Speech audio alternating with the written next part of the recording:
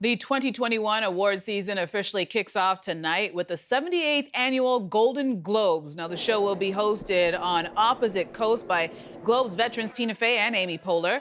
This year's nominations made history with the most female filmmakers nominated in its directing category.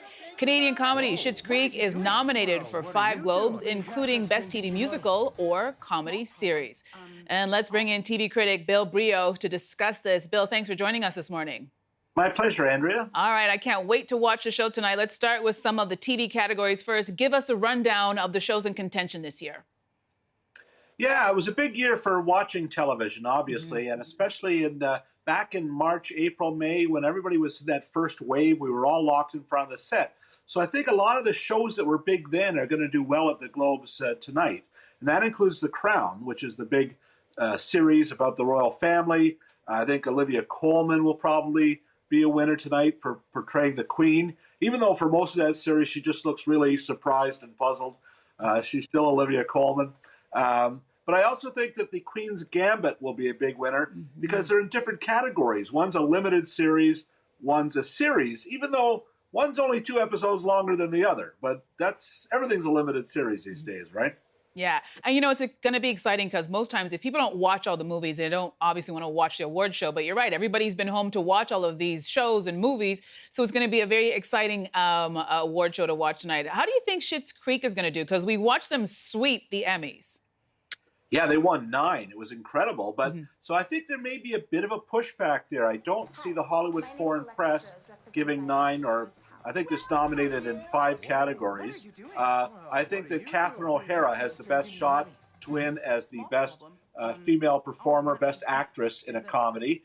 Everybody loves Moira, so I think that she will win. I don't know if Eugene Levy will win. I think it's a tough field there. Jason Sudeikis was terrific as Ted Lasso. There's other contenders. And I don't know if Schitt's Creek will win either. They've got even The Flight Attendant is in that category with Kaylee Cuoco. So it's a little bit of a different game in the Golden Globes. I know, but you never know. You never know. I want to keep my fingers crossed for them. All right, let's talk movies that are nominated. Why is this year so different from other years? I guess most because we just kind of mentioned people are watching from home.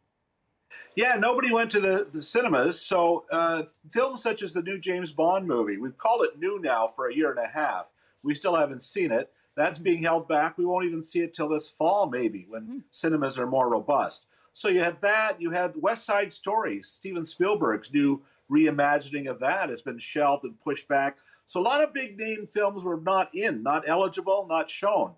And that leaves a lot of films we've seen on TV, one of them being Mank. A lot of people talking about this. This is basically about the making of Citizen Kane. Herman J. Mankiewicz was the real writer. Gary Oldman played him. It's an okay film. I have to be honest. I fell asleep halfway through this film. A lot of it is Gary Oldman in bed. I wished I'd been in bed. I was nodding off. You've got Borat as among the contenders. Hillbilly. Palm Springs was a nice little film, funny. But just seemed like a movie of the week. So very unmemorable field for me in terms of feature films this year at the Golden Globes. All right, well, let's talk about this year's host. Tina Fey and Amy Poehler are back. Everybody's super excited about that. But they're going to be hosting from different coasts. So how is that all going to work? That's a great question. I'm fascinated to see. And they're not going to be talking to a room full of celebrities. Usually everybody's crowded into the Beverly Hilton. This is going to be first responders only in the audience, which is a nice idea. But you're not going to see, famous movie stars, Brad Pitt scratching his head because he's just been insulted by Ricky Gervais. That's not going to happen. There's no Gervais and there's no celebrities. People maybe brought statues to their home, or like in Schitt's Creek with the Emmys, to a big tented setup. So a very different atmosphere. And really, a lot of the reason we watch the Golden Globes is to watch celebrities drink and get a little carried away and have Ricky Gervais goofing on them to their faces. So those things are all missing this year. However, Tina Fey and Amy Poehler are fantastic at it. And I'm really curious to see how they make the bi-coastal thing work this year at the Golden Globes. Absolutely. And is there anything else we should be watching for tonight? Fingers crossed for Donald Sutherland. I think one of the great Canadian actor who obviously is We've lost a few lately, and it would be wonderful to see him win a Golden Globe. He's nominated for Best Supporting. And that's one I'm most curious about. Bryan Cranston, I think, for limited series actor for Your Honor. And Anya Taylor-Joy in The Queen's Gambit. She was outstanding. So those are the ones I have my fingers crossed for. Good things. Yeah, I'll be watching tonight with my popcorn. All right, thank you so much. That's Bill Brioux. Thanks again. Thank you, Andrea.